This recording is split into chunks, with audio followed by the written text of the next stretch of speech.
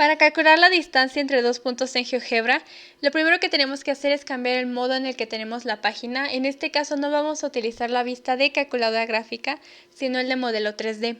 Lo que tenemos que hacer es presionar aquí y darle en donde diga calculadora 3D. Lo siguiente que vamos a hacer es ingresar nuestros dos puntos. Hay muchas maneras de hacerlo en GeoGebra, pero la más sencilla es yéndonos a entrada y aquí vamos a escribir nuestros puntos. Recuerden que GeoGebra automáticamente pone los puntos si escribimos el nombre en mayúscula.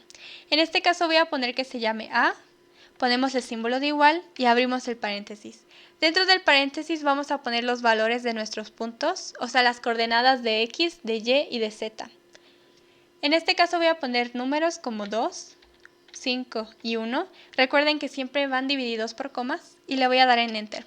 Ya podemos ver que GeoGebra pone automáticamente nuestro punto. Vamos a escribir el segundo exactamente igual. Voy a poner que se llame B. Igual, abrimos el paréntesis y ponemos nuestros valores. Ya que tenemos los dos puntos, lo siguiente que vamos a hacer es escribir en la entrada la palabra distancia.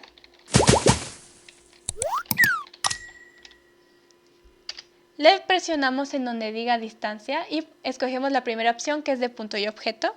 Dentro del paréntesis vamos a escribir los puntos que hicimos, por ejemplo A, B y le vamos a dar en Enter. GeoGebra te da automáticamente las distancias entre estos dos puntos.